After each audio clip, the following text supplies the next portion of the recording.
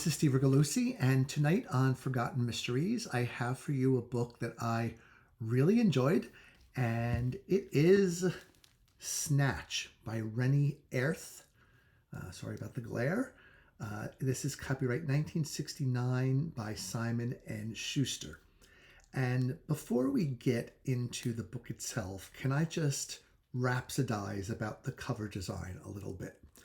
And look at how simple yet effective and eye-catching this cover is, with just a couple of geometric shapes and the perfectly chosen font. I don't know which font it is. Coming together to create the image of a baby carriage, which hints at, the snatch, the kidnapping. I suspect the cover designer took some liberties with that H, that final H, used some sort of artistic tool to extend it to create a handle. But just look at that. Simple, effective, clever, really just terrific design. And black on yellow catches the eye. So I really have to give kudos to the designer. So thumbs up there. But I also have to give credit to the author, Rennie Airth, for writing a very entertaining book that kept me, turning the pages and chuckling for several nights. So there's not a lot of information I can share about Rennie Airth. He was a native South African, a journalist, worked for Reuters for many years, apparently spent a lot of time in Italy, which makes sense because part of the Snatch takes place in Rome, and you can tell that Airth had a really nice idea of what Rome was all about, not just tourist Rome, but the way people in Rome and Italy live. So just a quick note that this book is not to be confused with The Snatch by Bill Pronzini, another great kidnapping book published around the same time. And I really treasure this book because it's very, very early in Pronzini's career, and he did a great job with it. And so I recommend this to you as well. So from the title, the title tells you what the book is about. It's about a kidnapping. And I've mentioned on this channel before, I don't know why, I love kidnapping stories or person napping stories. They're just the creativity that surrounds a good one is so often impressive to me, right? I mean, anybody can snatch a baby and hold it for ransom and get some money, and you'd have the most basic, dull, boring plot you could imagine. But you could do something like O. Henry did in The Ransom of Red Chief and totally turn that on its ear and make it a comedic caper. And while Bill Pronzini plays it very straight with a great twist in The Snatch, Rennie Airth's Snatch is also definitely more of a comic caper than a hardcore suspense book. So the way it all starts out is with our first-person narrator, Harry Brighton. And Harry is, for lack of a better term, he's just kind of a rogue. He does not work on the correct side of the law, but he doesn't work too far over the other side. Like he does scams and he sells fake passports and he does, some smuggling things. Never anything violent, but he just says, I'm not a 9-to-5 guy. I don't want to work in an office. I don't want to deal with any of that stuff. So he makes his own opportunities in various criminal enterprises. And what the author did here very effectively, and I think this is just a good general rule for writers, is when you have someone who's a criminal, and you want them to be the hero of the book. They can't be violent. They can't be a violent criminal, usually. Not always, but when you think of like victimless crimes, for example, you think, okay, well, the criminals aren't so bad. They would go to white collar prison, not to Sing Sing or Attica or, any of the hardcore places. And so Harry Brighton has moved around from one sketchy job to another, and he's very happy selling fake passports or doctored passports when an old colleague named Moreland tracks him down and says, okay, baby, no more of this small time stuff for us. Have I got a deal for you? And it's going to net us a lot of money, $250,000, which in those days sounded like a lot of money. I mean, call me jaded, but today $250,000 doesn't sound like that much. I mean, you can't even buy a house for that. But in these days, it was quite a piece of change, and it involves the snatching of the son of an Arab magnate who lives in Rome, and a team is required, right? This is a little bit of a comedic Mission Impossible team where Moreland is the brains, Harry Brighton is telling the story and doing some of the financing and kind of getting forced into doing all sorts of things he would rather not do. Then there's a woman, Paula, who's brought in for the maternal side because they know that they're going to need a woman to take care of the baby once he is kidnapped. There's never any talk of hurting the child or not returning it to the father. We know in reality all too often these kidnappings end up tragically. But from the beginning the child's going to be safe, so that makes the book a little bit easier to take. And there's also Hermann, a big German who works as a bodyguard for the Arab businessman, and who is in on the plot to help snatch the baby. So our entire cast moves from various parts of the world into Rome to make the snatch happen.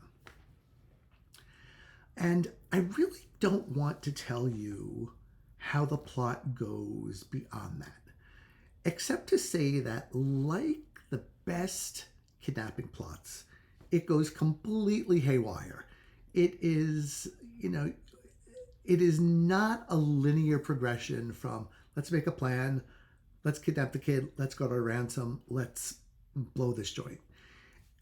One monkey wrench or after another keeps falling into the works and keeps making Harry think that he's going to just get out of it all and leave everybody behind. But the rest of the team kind of has enough information about him to make things difficult for him with the international police. And Harry, while he has basically, there's a basic decency about him, at the same time, he's looking for ways to screw over his partners in crime, right? Because he's got his eye to the main chance. And so, excuse me, more proof of that old saying, there's no honor among thieves. And of course, Harry sort of falls for Paula, who is, she calls herself a dancer, but she's really a stripper. And they end up cohabiting in a flat in Rome. And things just progress and get wackier and wackier until the end of the book, where let's just say things have really not gone the way Harry thought they would go, and he's okay with that. He's not unhappy with the outcome. So let's start with the real positives of this book, of which there are many. First is it's a first-person narrative told by a really good writer, a really good raconteur, lots of wit, lots of great turns of phrase, smooth reading, easy to read, and quite humorous, quite funny in a sort of dry way, not humor that hits you over the head and says, I'm funny, but, humor that just arises from this character, this narrator who's telling the story, and, the rather comic escapades and conversations that he and his fellow snatchers get into. The second is you really can't put it down. It moves really quickly, partially for the reason I already mentioned, which is that there are lots of turnabouts, lots of changes, lots of unexpected things happening. So whenever things start to go well, you'll realize this early in the book. Whenever things start to go well, that's a sign that things are going to go completely south very, very quickly. And then the team kind of pulls itself up by its bootstraps, things start to go well, and then they hit another wall and have to start from scratch again. So, so that makes it funny. The third thing is that there's such an interesting twist on the kidnapping and the father's response to the kidnapping, and the rented baby. Yes, you heard that right. The rented baby that they're using, that they're going to swap for the real target.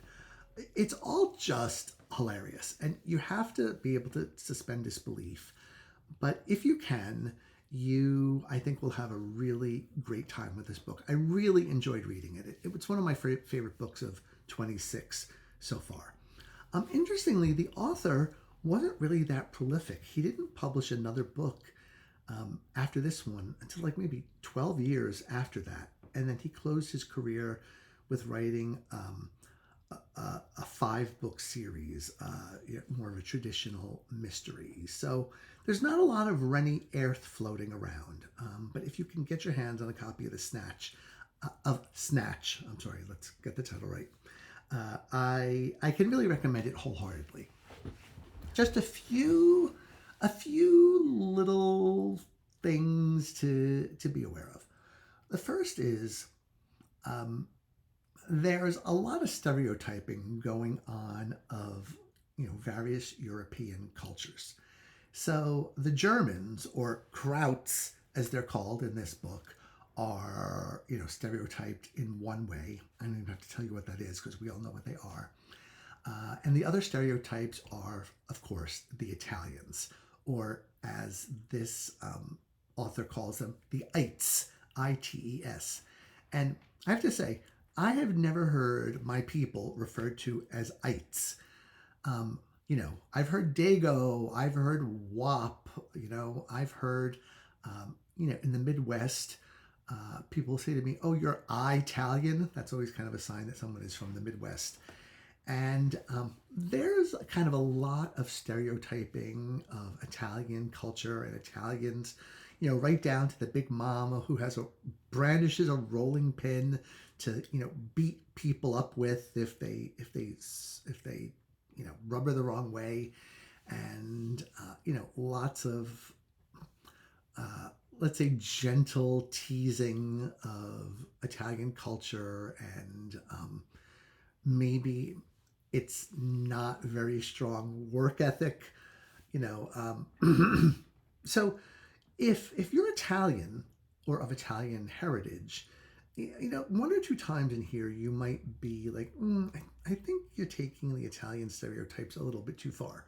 But what I will tell you, in my own life and in the area that I grew up in, is for some reason, I just think Italians have more of a sense of humor about that kind of stereotyping, because we can see it, in a lot of our like in our families and friends. There's some, I can say this because I'm Italian. There's some truth in some of these stereotypes. So you can't really get mad at somebody for observing them. I will say, however, that I'm not always sure that we Italians should be quite so understanding of Italian stereotypes a la The Sopranos. Now, everybody, not everybody, but in the general critical consensus is that The Sopranos was one of the greatest TV series of all times. But let's face it, it shows a very distinctive slice of that culture. It does not show all of the wonderful things about Italian culture, such as the fact that we were the engineers of Europe and made, incredible, although I hate that word, made amazing contributions to the Renaissance, and still, still have some of the best tourist sites in the world. And so that's one thing to think about, I guess, for Italians. And I'll just tell you as a little bit of an aside that in my life, I have definitely felt what I feel was a little bit of anti-Italian prejudice. For example, a graduate school that I was really interested in going to, I won't mention its name, would not send me an application. And I asked my undergrad professor, who was an alum of that school, I said, I've called them 3 times for an application, but I haven't received one. Why did they not get it? And he said, your last name ends in a vowel, right? So that was an admission right there. Excuse me. And the other thing, too, is that, look, I'm not patting myself on the back here, but I have edited books by Nobel Prize winners, right? And the president of the World Bank, and some serious thinkers in their field, award-winning thinkers and prize winners, right? So, I'm no slouch when it comes to being an editor. And to this day, when people meet me, they often make rather rude comments or suggestions, asking or implying that somehow my family has ties to the mafia, or I have ties to the mafia. Right. An editor has ties to the mafia. What exactly am I going to do for the mafia that they need? But it just goes to show how even in, groups of people who consider themselves educated and immune to stereotyping, there are still Italian stereotypes out there, which do piss me off once in a while. Here, I was okay with them because I felt like they were all done in good fun. A third thing, is that even though Harry Brighton is really a decent guy with a decent moral compass, or at least as moral as you can be if you're willing to kidnap someone's child, he does partake in a little bit of unexpected violence against a rather vulnerable person, and that kind of shocked me because I didn't see it coming. And I guess I can tell you here that it's a woman. He kind of whacks a woman across the face, and that's never cool. And then it's almost like that whack across the face is what makes this woman, Paula, fall for our narrator, makes her realize that he's a worthwhile guy, a worthwhile person to, pursue a romance with. And that really I cannot get down with. And I think a lot of women, feminist critics and so forth, would look at that and cringe.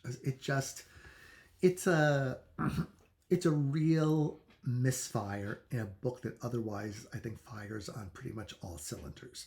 But what can I say? Nobody's perfect. So with that said, I am going to once again recommend I'm going to recommend Snatch by Rennie Airth. I think you'll have a good time with it, a lot of fun, a lot of laughs. Definitely the kind of book that you just want with you when you want your attention distracted and you want some fun in your life and you want to giggle every couple pages because the author is such a good, witty writer. Okay, that's all I've got for you tonight. I'm going to keep this one short. Ish, although I see it's almost 20 minutes, so I guess that's short for me. And I will see you all next time. Thanks for watching. Bye.